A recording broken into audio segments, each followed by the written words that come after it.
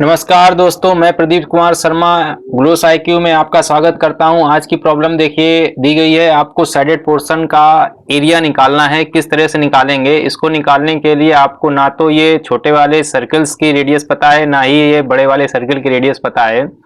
केवल आपको ये PQ की वैल्यू दी गई है और PQ के टर्म में ही आपको ये शेडेड पोर्शन का एरिया निकालना है। तो किस तरह से आप निकालेंगे? थोड़ा सोचिए, 1 मिनट के लिए वीडियो को पॉज करके सोचिए। देखिए भाई, इसको निकालने के लिए आपको करना क्या होगा? सबसे पहले तो आपको ये जो आपको सर्कल दिए गए हैं, इनकी रेडियस आपको मानना पड़ेगा। तो हमने मान लिया है कि जो आपका ये छोटा वाला सर्कल दिया गया है, इसकी रेडियस कितनी है भाई? R1 है। कितनी है भाई? R1 है। इसकी रेडियस कितनी है? R2 है। और ये भी आपकी R2 हो जाएगा, क्योंकि सेंटर से लेकर यहां तक की दूरी कितनी हो जाएगी? रेडियस के बराबर होती है। अब आपको बड़े वाले सर्किल की रेडियस निकालनी है, जो सबसे बड़ा वाला सर्किल है। इस सर्किल की रेडियस हमने मान ली कितनी है भाई? कैपिटल R है। तो इस सर्किल के radius capital R is equal to क्या हो जाएगा भाई? Diameter upon 2। तो इस सबसे बड़े वाले सर्किल का डायमीटर कितना है भाई? AB है। तो R की जो वैल्यू होगी वो कितनी होगी? AB upon 2। और AB की वैल्यू है कितनी भाई? 2R1 plus 2R2, that means 2R1 plus R2 upon 2। यहां से 2 देखिए आपका कैंसिल आउट हो जाएगा। तो कैपिटल R की वैल्यू कितनी आ जाएगी भाई? R1 प्लस R2 आ जाएगी। दैट मीन्स सबसे बड़े वाले सर्किल की रेडियस आपकी आ गई R1 प्लस R2। अब आपको साइडेड पोर्शन का एरिया निकालना है। तो इसको निकालने के लिए आपको करना क्या पड़ेगा? ये जो आपका सर्किल दिया गया है, एक आपको सर्किल, ये जो छोटा वाला सर्किल, इसको खींचना है, इस वाले सर्किल को भी खींचना है और इस बड़े वाले सर्किल को खींचना है। तो कुछ आपका फिगर जो दिखेगा कुछ इस प्रकार का दिखेगा फिगर। तो यहाँ पर देखिए आपका दिया गया है, इसकी रेडियस आपने मानी थी R1, इसकी रेडियस आपने कितनी मानी थी भाई? R2 मानी थी। यहाँ भी आपने R2 मानी थी। और सबसे बड़े वाले सर्किल की रेडियस अभी हम प्रूव करके आए थे, कैपिटल R की वैल्यू हम प्रूव करके आए थे भाई, R1 प्लस R2।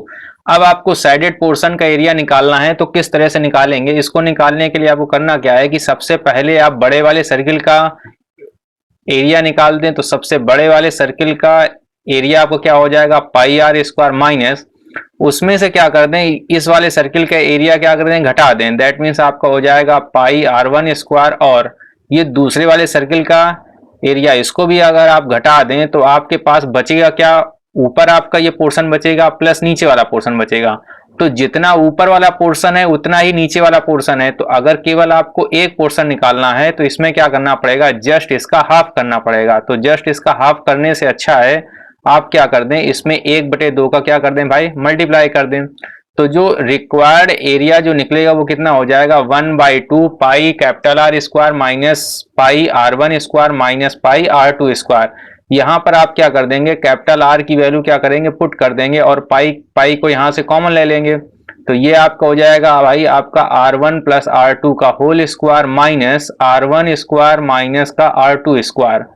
अब यहां से आप इस फार्मूले को अगर खोल दें, R1 प्लस R2 के होल स्क्वायर को अगर आप खोल दें तो यहां से आपको क्या निकाल आएगा भाई? R1 square plus R2 square plus 2 times of R1 into R2 minus R1 square minus का R2 स्क्वायर। अब देखिए R2 स्क्वायर ये इससे कैंसिल आउट हो जाएगा, R1 स्क्वायर यहाँ कैंसिल आउट हो जाएगा। तो यहाँ पर आपका बचेगा 1/2 पाई और अंदर देखिए आपका बचेगा 2R1 इंटू R2। इस 2 से 2 भी कैंसिल आउट हो जाएगा। तो केवल आपको क्या बचेगा? पाई R1 into R2। That means required area जो है आपके ये छोटे वाले सर्किल दिए गए हैं उनकी रेडियस के फॉर्म में आ गया। लेकिन आपको निकालना किसके फॉर्म में है? इस A के फॉर्म में है। तो इस A के फॉर्म में निकालने के लिए आपको क्या करना होगा? ये बिंदु Q से आप एक लंब खींच दिए नीचे यहां तक। तो जब इस लंब को खींचेंगे तो जितना आपका, क्योंकि ये आपका व्यास पर खींचा गया है, तो व्यास से ऊपर जितना लंब ऊपर होगा उतना ही क्या होगा? नीचे होगा। तो इसकी वैल्यू भी कितनी होगी? A होगी।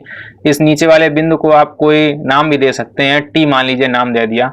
अब आपने सर्किल में एक प्रमेय पढ़ी होगी कि दो जीवाएं जब किसी बिंदु पर कट करती हैं तो उनके खंडों के क्षेत्रफलों का योगफल बराबर होता है। दैट मीन्स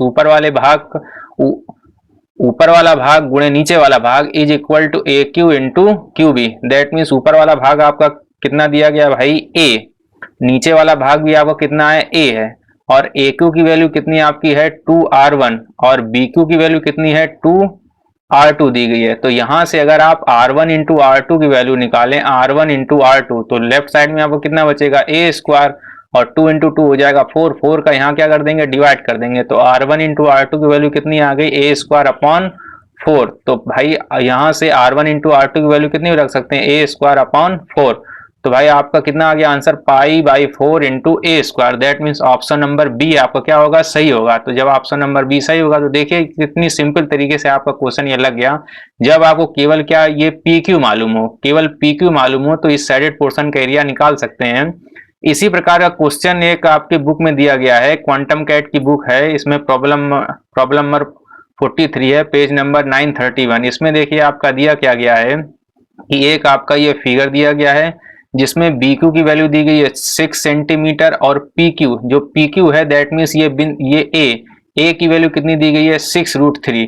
तो आपको निकालना है इस साइडेड पोर्शन का एरिया निकालना है। तो साइडेड पोर्शन का एरिया आप निकालेंगे कैसे भाई, अभी हमने आपको फॉर्मूला बताया है पाई बाई 4 इंटू ए स्क्वायर। यहाँ पर ए की वैल्यू कितनी दी गई है 6√3, that means pi by 4 into 6√3 का होल स्क्वायर। अब 6√3 का होल स्क्वायर आप करेंगे तो 6 का स्क्वायर आपका हो जाएगा 36 और √3 का स्क्वायर हो जाएगा 3, तो 4 9 36, 9 3 कितना हो जाएगा भाई 27, 27 पाई आपको क्या हो जाएगा, आंसर आ जाएगा। That means option number C आपको क्या होगा भाई, सही होगा। ऑप्शन नंबर क्या होगा भाई, सी सही होगा। देखिए कितनी आसानी से ये क्वेश्चन लग गया।